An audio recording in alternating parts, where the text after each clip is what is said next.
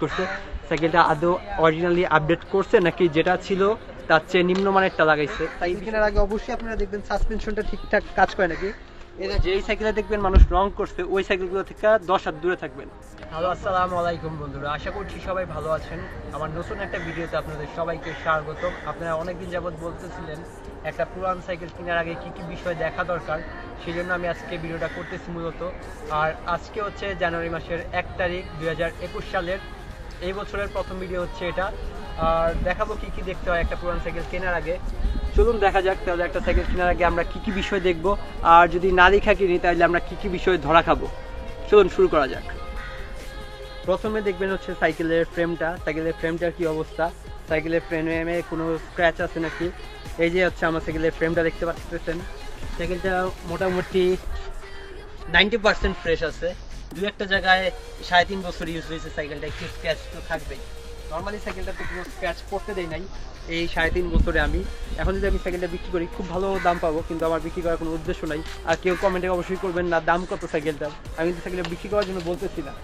তারপর হচ্ছে সাইকেলটা দেখবেন সাসপেনশনটা, সাইকেলের সাসপেনশনটা কতটা কাজ করে। এই হচ্ছে আমার সাইকেলের সাসপেনশন, এটা হচ্ছে এক্সিএম। আমার সাইকেল হচ্ছে 100mm সাসপেনশন, এই পর্যন্ত উঠে নামে, তার মানে আমার সাসপেনশন পুরোপুরি ভালো আছে। সাইকেল কেনার আগে অবশ্যই আপনারা দেখবেন সাসপেনশনটা ঠিকঠাক কাজ করে নাকি। এই দেখেন আমার সাইকেলের সাসপেনশনটা, আশা করি বুঝতে পারতেছেন সাইকেলের সাসপেনশনটা কি অবস্থা। আমি একটু উঠে দেখাই সাইকেলের সাসপেনশনটা কি অবস্থা। এই দেখেন আমার সাইকেলের সাসপেনশনটা, এটা মোটামুটি 90% ঠিক আছে এখন পর্যন্ত এই 3.5 বছর ইউজের পর। সাইকেল সাসপেনশন চেক করার আরেকটা বুদ্ধি হচ্ছে, আপনারা যখন স্পিড ব্রেকারের উপর দিয়ে যাবেন সাইকেল নিয়ে একটা লাফ দিবেন। লাফ দিলে যদি দেখেন আপনার সাসপেনশন বাড়ি দেয়, মানে ধপ করে একটা শব্দ হয়ে ছাইড়া দেয়, তাহলে বুঝবেন সাসপেনশনের সমস্যা আছে। আর যদি দেখেন স্মুথলি ওটা নামে, মানে স্প্রিংটা স্মুথলি উঠে নামে, তাহলে বুঝবেন সাইকেলের সাসপেনশনটা ভালো আছে। আর সাইকেল কেনার আগে সবসময় দেখবেন যেই সাইকেলটা আপনারা কিনতেছেন সাইকেলটা কতদিন ইউজ আর ওই সাইকেলটা কত দিয়া বিক্রি হয়েছিল বাজারে। যেমন আমার এই সাইকেলটার মার্কেট প্রাইস ছিল 19,000 টাকা। এখন যদি আমি এই সাইকেলটা বিক্রি করতে যাই 15,000 টাকার নিচে তো বিক্রি করার কোনো প্রশ্নই উঠে না। আর সাইকেলে কী কী বিষয় আপডেট করছি ওগুলো তো বাদ দিই। সাইকেলের কন্ডিশন যেহেতু ফ্রেশ, সাইকেলের দাম ভালো পাবো, এটা হচ্ছে মূল কথা। আর সাইকেল সবসময় কন্ডিশন দেখে নেবেন না, সাইকেলের নেওয়ার সময় আরও অনেকগুলো বিষয় আছে। যেমন সাইকেলের শিফটার দেখবেন, ট্রান্সমিশন দেখবেন, তারপর সামনের ড্রেলার দেখবেন, পিছের ড্রেলার দেখবেন। আর একটা জিনিস খেয়াল করবেন, সাইকেলে যে সবাই বলে আপডেট করছে, সাইকেলটা আদৌ অরিজিনালি আপডেট করছে নাকি যেটা ছিল তার চেয়ে নিম্নমানেরটা লাগাইছে, এই বিষয়টা সবসময় খেয়াল রাখবেন। বেশিরভাগ পোস্টেই দেখি সাইকেলের অরিজিনাল পার্টসগুলো চেঞ্জ করে মানুষজন বিক্রি করে, সেই বিষয়টা সবসময় মাথায় রাখবেন। অরিজিনাল পার্টস আছে নাকি, আর যে পার্টসটা লাগানো আছে ওইটার পারফরমেন্স কি অরিজিনালটার মতো নাকি ওইটার চেয়ে খারাপ। এখন দেখি আমার সাইকেলে কী কী পার্টস ইউজ করছিল, ওই অনুসারে এই সাইকেলটার মূলত দাম হবে। আর আমি কী কী জিনিস চেঞ্জ করছি ওটার উপরেও সাইকেলটার দাম নির্ভর করবে। সাইকেলটার মার্কেট প্রাইস কত ছিল ওইটা বিষয় না, বিষয় হচ্ছে সাইকেলে বর্তমানে কী কী আছে আর সাইকেলের পার্টসগুলো কেমন। এখন দেখি আমার সাইকেলে যে আমি যদি এই সাইকেলটা কিনতাম পুরানা, তাহলে তো ফ্রেম দেখতাম, সাসপেনশন দেখতাম, ট্রান্সমিশন দেখতাম। ট্রান্সমিশনের কী জিনিসটা দেখতাম সেটা একটু দেখাই।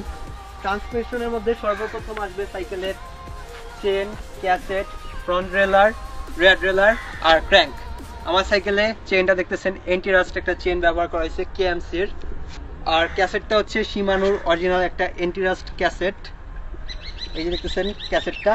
আর যে ফ্রন্ট রেলার হচ্ছে শিমানোর টর্নি, এই যে শিমানোর টর্নি। আর এই যে রেয়ার রেলার যে আছে আমার সাইকেলে, এটা হচ্ছে শিমানো। এছাড়া আমার যে কটা জিনিস আছে সবগুলো ফুললি কাজ করতেছে, কোনোটাতে কোনো ধরনের সমস্যা নাই। কারণ হচ্ছে খুব যত্নে সাইকেলটা রাখি, যদিও ওয়াশ ওই লেভেলে করি না, তবে সাইকেলটা যত্নে রাখি।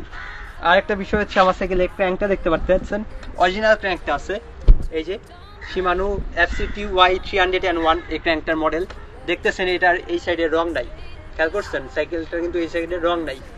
অনেকে দেখবেন এই সাইডের রংটা উঠে আর নতুন করে রং করে দেয়। যেই সাইকেলে দেখবেন মানুষ রং করছে ওই সাইকেলগুলো থেকে 10 হাত দূরে থাকবেন। রং করা সাইকেল মানেই ঝামেলা আছে, ওই সাইকেলের আশেপাশেও যাবেন না। আর এই যে দেখেন আমার সাইকেলে একটা প্যাডেল লাগানো আছে, এটা হচ্ছে সিটিওয়ের একটা প্যাডেল। এই প্যাডেলটা যদি আমি বাইরে থেকে কিনতে যাই এটার দাম হচ্ছে 1000 টাকা। এখন এটা তো সাইকেলের দামের সাথে অবশ্যই অ্যাড হবে। আর এই চেনটা এটার দামও 1000 টাকা, ক্যাসেটটা এটার দামও 1000 টাকা। আর এটা তো আমার স্টকের, এটাও স্টকের, এগুলোর দাম নির্ভর করবে না সাইকেলে যখন বিক্রি করব ওই সময়। সাইকেল কেনার সময় মূলত সাইকেলের পার্টসের উপরে সাইকেলের দামটা নির্ভর করবে।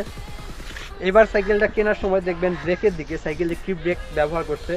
আমার সাইকেলে ছিল মেকানিক্যাল ডিস্ক ব্রেক, আমি পরবর্তীতে আপডেট করে নিচ্ছি হচ্ছে হাইড্রোলিক ডিস্ক ব্রেকে। অনেকে বলে হাইড্রোলিক ডিস্ক ব্রেক আর মেকানিক্যাল ডিস্ক ব্রেকের মধ্যে তফাৎ কী, দুইটা আসলে আকাশ পাতাল তফাৎ। দোকানদাররা হচ্ছে মেকানিক্যাল ডিস্ক ব্রেকটাই বলে হাইড্রোলিক ডিস্ক ব্রেক, আর হাইড্রোলিক ডিস্ক ব্রেকে তারা বইলা থাকে অয়েল ব্রেক। আসলে হাইড্রোলিক ডিস্ক ব্রেক আর অয়েল ব্রেক সেম জিনিস, খালি মানুষ নাম অন্য বলে। এখন আসা যাক আমার সাইকেলের ব্রেকিং সিস্টেমের দিকে। আমার সাইকেলের ব্রেকিং সিস্টেম হিসাবে লাগানো আছে শিমানো M355। এটা হচ্ছে হাইড্রোলিক ডিস্ক ব্রেক, আর যে রোটারটা আছে সেটা হচ্ছে RT56। RT56 এর বাজারে অনেক নকল রোটার আছে। অরিজিনাল বুঝার একটা উপায় হচ্ছে, সেটা হচ্ছে আপনার রোটারে এইভাবে করে হাত দিবেন, এইভাবে করে হাত দিবেন, এই পাশে হাত দিবেন। যদি আপনারটা নকল রোটার হয় তাহলে আপনার হাত ছিলা যাবে, ওই টাইপের কিছু একটা হবে। মানে এমনি করে যদি আপনি টানও দেন কোনো ধার নাই, আর যদি নকলটা হয় তাহলে কিন্তু আপনার হাত কাটে যাবে এই জায়গাটায়। এটা হচ্ছে অরিজিনাল রোটারের একটা বৈশিষ্ট্য। আর এই যে লেখাগুলো দেখবেন, এটা আমার বোঝা যাইতেছে না লেখাগুলো, এই লেখাগুলো দেখলে বুঝতে পারবেন এটা অরিজিনাল রোটার আর ডুপ্লিকেট রোটার। অরিজিনাল রোটারের পারফরমেন্স অনেক ভালো, আর ডুপ্লিকেট রোটারের পারফরমেন্স না বলাই ভালো, ওই লোকাল রোটারগুলোর মতোই হবে পারফরমেন্স। অরিজিনাল রোটারের জোড়া হচ্ছে 1800 টাকা, ডুপ্লিকেট রোটারের জোড়া হচ্ছে 600 টাকা। তাহলে দামটা তো বুঝতেই পারতেছেন কতটা তফাৎ। এরপর আসে আমরা সাইকেলে দেখবেন রিমটা, রিমে কি পরিমাণ টাল আছে আর নাকি কোনো দাগ আছে। নর্মালি আমার সাইকেলের রিমে কোনো টাল নাই। সবাই বলে ভ্যালুসের রিম টাল, ভ্যালুসের রিম টাল, এটা একটা ফালতু কথা। ভ্যালুসের আসলে কোনো রিম টাল না। ভ্যালুসের হচ্ছে এই যে টায়ারটা ব্যবহার করি আমরা, এই টায়ারটা কম দামি টায়ার লাগালে যে কোনো সাইকেলের রিম টাল মনে হবে। আমরা যদি একটা ভালো ম্যাক্সেস বা ক্যান্ডার টায়ার লাগাই তাহলে আর আমাদের রিমটা টাল মনে হবে না। নর্মালি ভ্যালুসের কোনো সাইকেলের রিম টাল থাকে না, টায়ারটা টাল থাকে। মেঘনা কোম্পানির সবগুলো সাইকেলেরই টায়ারটা টাল থাকে মূলত। এরপর আসি আমার সাইকেলের সামনে কী কী জিনিস আপডেট করছি, যেটার উপরেও দাম অনেকটা ভ্যারি করবে। যেমন আমার সাইকেলে হ্যান্ডেল বার যেটা ছিল, এই হ্যান্ডেল বারটা তেমন আপডেট করি নাই। হ্যান্ডেল বার যেটা ছিল ওইটাই আছে। সামনে দুইটা শিং লাগাইছি। সবাই প্রশ্ন করে এই শিংয়ের কাজ কি। সত্য কথা বলতে এই শিংয়ের কাজ যতটা না আছে তার চেয়ে বেশি হচ্ছে সৌন্দর্যের জন্য আমরা লাগাই। এই শিং ধরে আমরা সর্বোচ্চ একটা রাইডে সর্বোচ্চ গেলে 2 মিনিট চালাই, কিন্তু এইটা সৌন্দর্যের জন্য লাগাই থাকি আমরা। ভিডিওটা করার সময় একটা কথা বলতে ভুলে গেছিলাম, সেটা হচ্ছে পুরানা সাইকেল যারা কিনবেন তারা অবশ্যই সাইকেলটা চালাইয়া তারপর কিনবেন। আর চালানোর সময় সবচেয়ে বেশি যে জিনিসটা খেয়াল করবেন সেটা হচ্ছে আপনারা সাইকেলের গিয়ারগুলা সবগুলা উঠাবেন, নামাবেন। 1 থেকে 7, 8, 9 যে কয়টা থাকে সবগুলাতেই চালাবেন। চালাইয়া দেখবেন সাইকেলের গিয়ারটা ঠিকভাবে কাজ করতেছে নাকি। আর সাইকেলে যখন প্যাডেলগুলা দিবেন তখন টাচ টাচ টাচ কোনো শব্দ হয় নাকি। যদি এই টাচ টাচ টাচ শব্দ হয় তার মানে বুঝবেন আপনার ক্যাসেটের সমস্যা আছে, প্লাস চেনের সমস্যা আছে, প্লাস ক্র্যাঙ্কের সমস্যা আছে। যদি এই টাচ টাচ সমস্যার আপনার সমস্যা না ধরেন তাহলে পরবর্তীতে আপনার 3000 টাকার মতো খরচা হইতে পারে ওইটা ঠিক করার জন্য। এই জিনিসটা সবসময় পুরানা সাইকেল কেনার আগে মাথায় রাখবেন। আর সাইকেলটা কেনার আগে অবশ্যই ন্যূনতম 10 থেকে 15 মিনিট চালাবেন। যার সাইকেল সে যদি চালাইতে না দিতে চায় ওই সাইকেল থেকে দূরে থাকবেন। না চালালে কোনো সময় পুরানা সাইকেল কিনবেন না। আর বলতে পারে অনেকে আমি হচ্ছে স্ট্যান্ডে দাঁড়া করে সাইকেলের গিয়ারটা ঠিক আছে নাকি দেখাইতেছি, ট্রান্সমিশনটা চেন উঠে নামে নাকি, ওগুলো আশেপাশেও যাবেন না। সাইকেলটা নিজে চালায় তারপর দেখবেন, তারপর যদি ভালো মনে হয় নেবেন। যারা এতক্ষণ ভিডিওটা দেখছেন একটু কষ্ট করে সাবস্ক্রাইব করে সাথেই থাকুন। আর কি টাইপের ভিডিওটা দেখতে চান তা অবশ্যই কমেন্টে জানাবেন। আর জিহাদ হোসেন ব্লগসকে সবাই অবশ্যই সাবস্ক্রাইব করবেন, যদিও সে আমাকে কোনো স্পন্সর করে নাই। অবশ্যই আমার চ্যানেলে সবাই গিয়ে সাবস্ক্রাইব করে আসবেন, জিহাদ হোসেন ব্লগস। আর আমি সাইকেলের ব্লগটাই বিশেষ করে থাকি আমরা একসাথেই। আমার প্রত্যেকটা ব্লগে স্মরণ আছে, অবশ্যই গিয়ে দেখে আসবেন। আর ডিসক্রিপশন বক্সে লিঙ্কটা দেওয়া থাকবে, জিহাদ হোসেন ব্লগস, খুব সহজেই পেয়ে যাবেন। তা না হলে জিহাদ হোসেন লিখবেন, চলে আসবে। Bye bye.